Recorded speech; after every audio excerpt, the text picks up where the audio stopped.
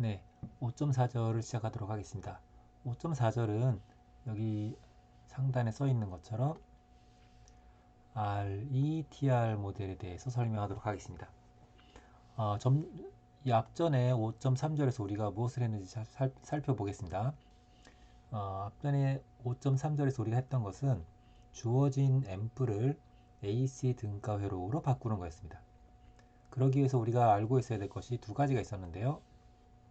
한 가지는 DC 소스가 있으면 전부 다 0으로, 전화번호 0V로 DC 전원은 0V로 하는 거였었고, 커패시터는 전부 다 숏 시키는 거였습니다.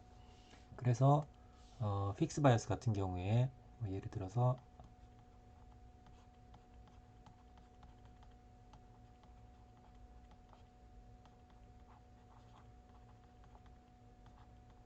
이렇게 있다고 한다면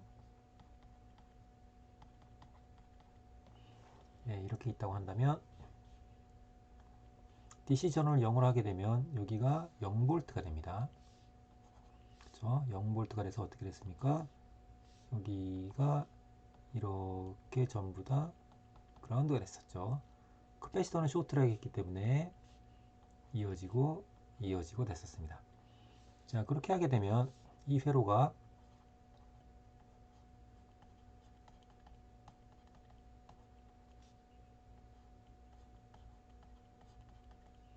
RB, RC와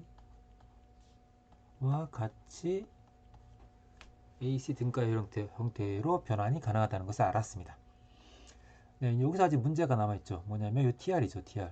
예, 그렇다면 AC에서 TR을 어떻게 해석하면 되는지가 문제가 됩니다. 이런 요소들은 이제 우리가 이미 해석하는 방법을 알고 있기 때문에 괜찮은데 이게 문제가 되는 거죠. 그래서 여기 TR, 베이스, 컬렉터, 이미터 요 세 단자 사이에 이 박스 내부를 우리가 등가 모델로 변환하고자 합니다. 예, 전기 회로의 소자들로 구성해서 모델링하고자 하는 거죠. 그 과정을 진행을 하고자 합니다. 예, 먼저 커먼 이미터 같은 경우 어떻게 할 거냐. 커먼 이미터, 커먼 베이스, 커먼 컬렉터 이렇게 세 가지 컨피그레이션이 있죠. 이 소자 세 개 중에서 커먼 이미터를 먼저 보겠습니다. 이 커먼 이미터 뿐만 아니라 TR의 세 단자 사이에는 어떤 관계가 있습니까? 전류에 있어서 이런 관계가 있죠. 이런 관계와 이러한 관계가 있습니다. KCl 때문이죠.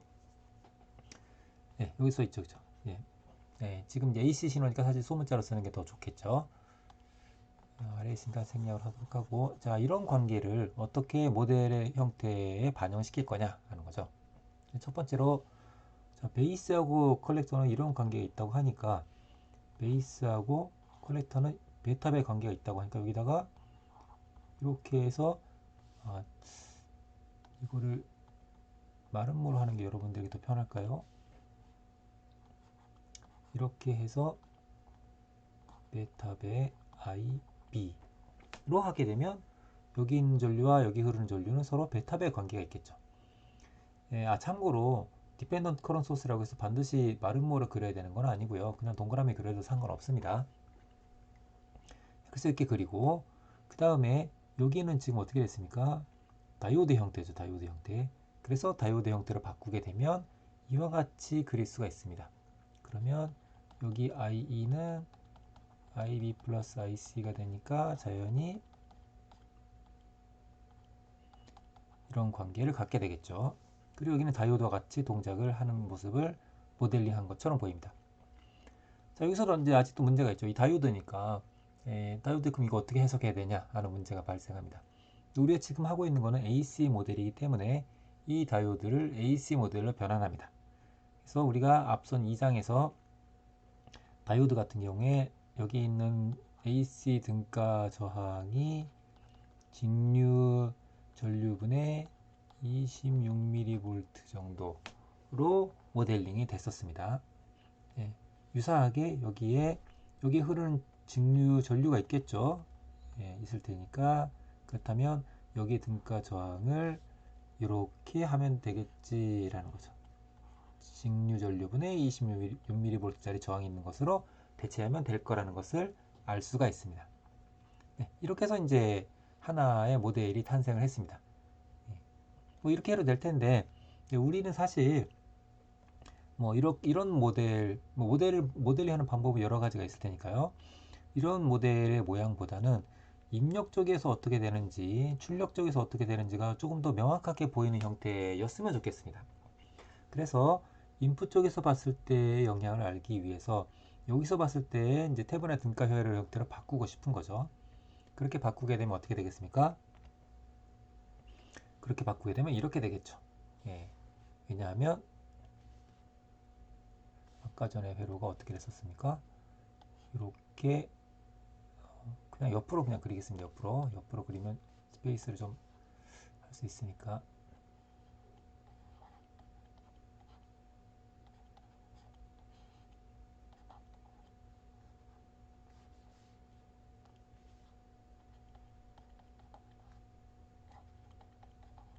네, 지금 이런 형태죠.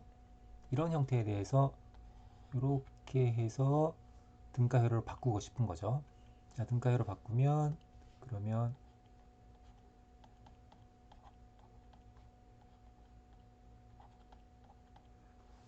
어떻게 되겠습니까? 자, 그렇다고 한다면 우리가 이쪽으로 봤을 때의 인풋 임피던스라고 하는 것은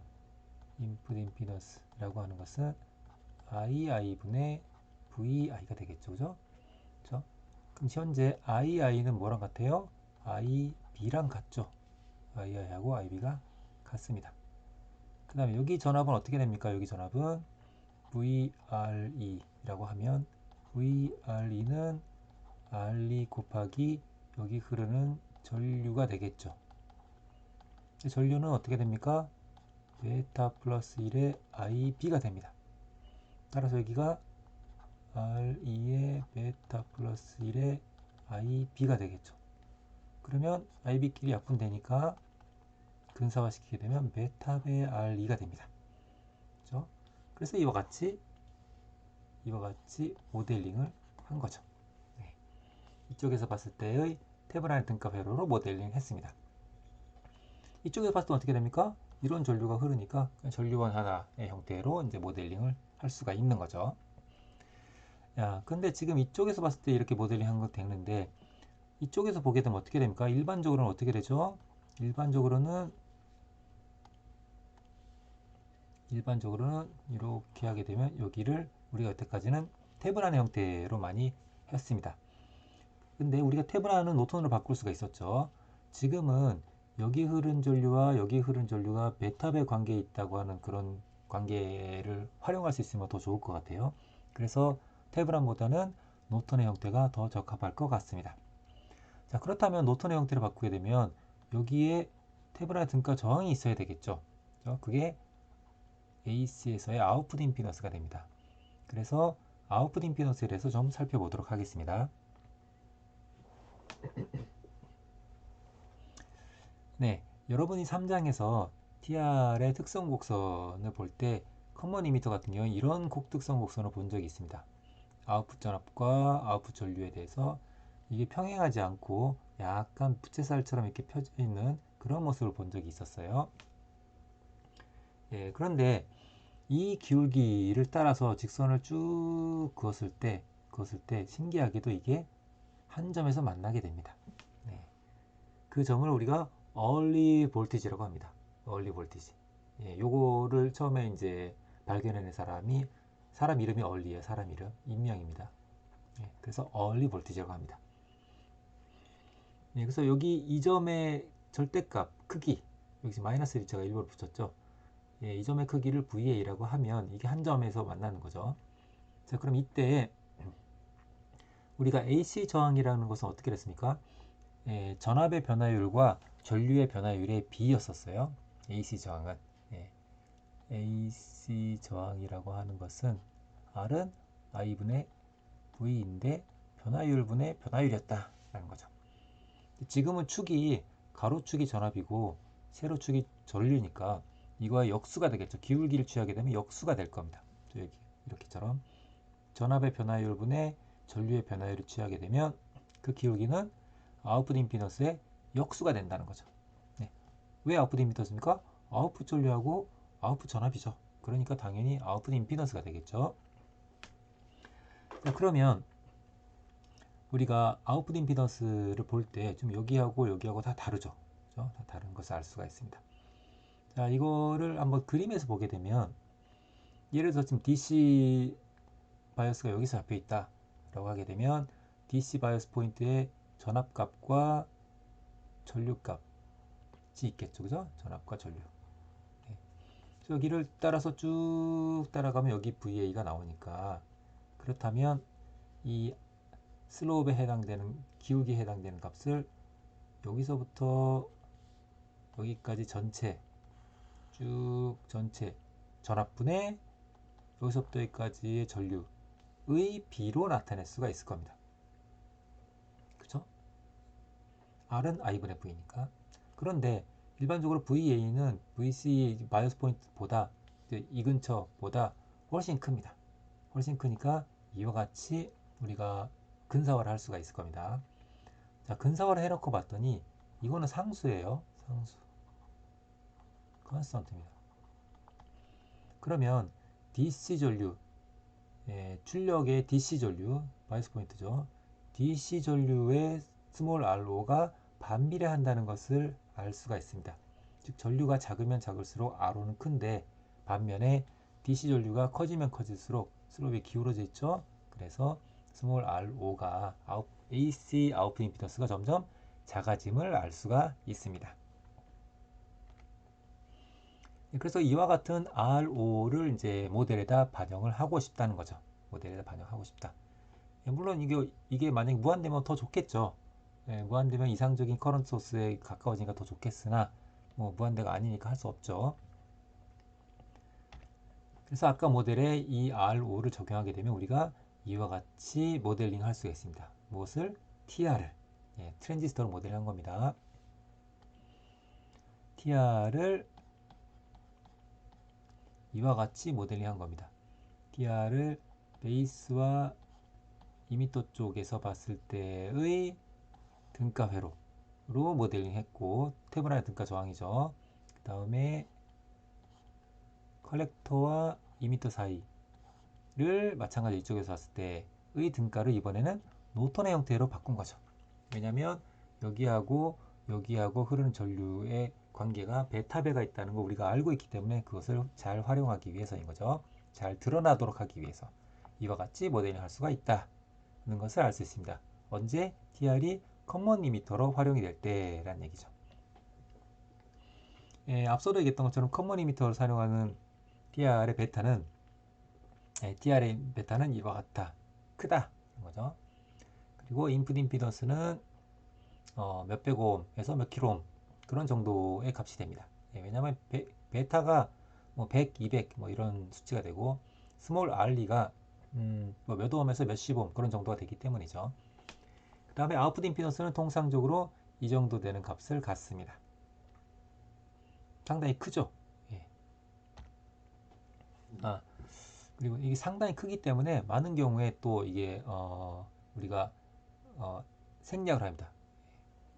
그러니까 우리가 무시를 하는 거죠. 무시를 해도 괜찮다는 거죠. 예를 들어서 아까 그렸던 픽스 바이오스 같은 경우에 우리가 RC를 이와 같이 그렸었는데요. 요거를 모델링 하게 되면 이렇게 모델링 하게 될 텐데 그러면 여기에 이렇게 되겠죠. 근데 이 통상적으로 이제 RC라고 하는 것이 몇 킬로 옴입니다. 수 킬로 옴. 킬로 옴 단위인데 여기는 어떻게 됩니까? 이만큼이죠. 그럼 두 개가 병렬이 되는데 병렬하게 되면 이거는 있으나 마나죠. 그래서 많은 경우에 무시를 하게 됩니다. 이번에는 커먼 베이스가 되겠습니다. 커먼 베이스도 유사하게 이제 우리가 모델링 할 수가 있는데요. 여기가 다이오드 형태니까 이와 같이 다이오드 형태로. 그 다음에 2m에 흐르는 전류는 컬렉터에 흐르는 전류하고 거의 같죠. 그 B에 해당되는 게 알파가 있었죠. 알파는 거의 뭐 1과 같으니까 거의 똑같이 이렇게 디펜던트 커런트 소스로 만들 수가 있습니다. 물론 이렇게 다이오드로 그린 것을 우리가 실제로 할 때는 이렇게 하기보다 어떻게 됩니까? 이렇게 하는 게 아니라 여기를 이와 같이 해서 이 값이 얼마입니까? 빨간색으로 하자. 스몰 r이가 되죠. 2m 쪽이니까. 네. 이와 같이 여러분들이 대체를 해서 모델링 하면 되겠습니다. 이것을 커먼 베이스로 활용되는 트랜지스터 TR을 모델링 한 거예요.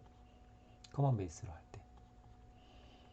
자, 그러면 이 모델에서 알 수 있는 것처럼 입력 쪽에서 바라보게 되면 인풋 임피던스가 굉장히 작다라는 것을 알 수 있습니다. 예, 보통 이제 몇십 옴 이하 정도가 됩니다. 예, 그리고 아웃풋 임피던스가 여기 거의 무한대라고 써 있죠. 이 커먼 베이스는 아웃풋 임피던스가 굉장히 큽니다. 왜 굉장히 큰지는 이 다음 슬라이드에서 다시 보도록 하겠습니다. 그래서 커먼 베이스의 특징은 AC에서의 특징이죠. AC에서의 특징은 인풋 임피던스가 굉장히 작고 아웃풋 임피던스가 굉장히 크다. 굉장히 크다. 그런 특징이 있습니다. 네, 물론 주파수 응답에서도 좋은 특징이 있습니다. 그것은 프리퀀시 리스폰스 챕터를 우리가 전자율 2에서 배우게 되는데 거기에서 설명하도록 하겠습니다. 네, 좀 전에는 PNP였는데요. NPN도 마찬가지입니다. NPN도 여기를 이렇게 모델링을 해주면 되겠습니다. 네, 우리가 3장에서 처음에 TR을 커먼 베이스 형태에 대해서 특성 곡선을 본 적이 있습니다.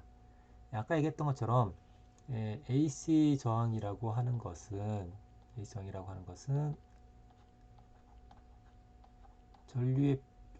전류의 변화율분의 전압의 변화율이죠. R은 I분의 V인데 변화율분의 변화율입니다. 근데 커먼 베이스는 이 특성 곡선에서 이 곡선이 거의 평행하게 누워 있습니다. 거의 가로축과 평행하게 누워 있어요. 따라서 델타 V하고 델타 I를 해야 되는데 이 델타 I가 이게 무지무지 작다는 거죠. 무지무지 작습니다. 무지무지 작다. 참고로 1보다 작다라고 쓰게 되면 이런 경우는 1보다 매우 작다가 아니라 매우 작다라는 말을 의미합니다. 예. 그래서 이게 굉장히 작으니까 이 전체 값이 굉장히 큰 값을 갖게 되는 거죠. 그래서 앞서 있었던 것처럼 아웃풋 임피던스가 굉장히 크다라는 것을 알 수 있게 됩니다. 네, 마지막으로 커먼 컬렉터가 있습니다. 이 커먼 컬렉터는 우리가 좀 전까지 커먼 이미터 보고 커먼 베이스 봤는데요. 커먼 컬렉터는 커먼 이미터하고 똑같이 하면 됩니다. 커먼 이미터하고 똑같이 여러분들이 모델링해서 적용을 하면 되겠습니다. 즉 이렇게 하는 건 이제 과도기가 되는 거고요. 과도기가 되는 거고 아까 있었던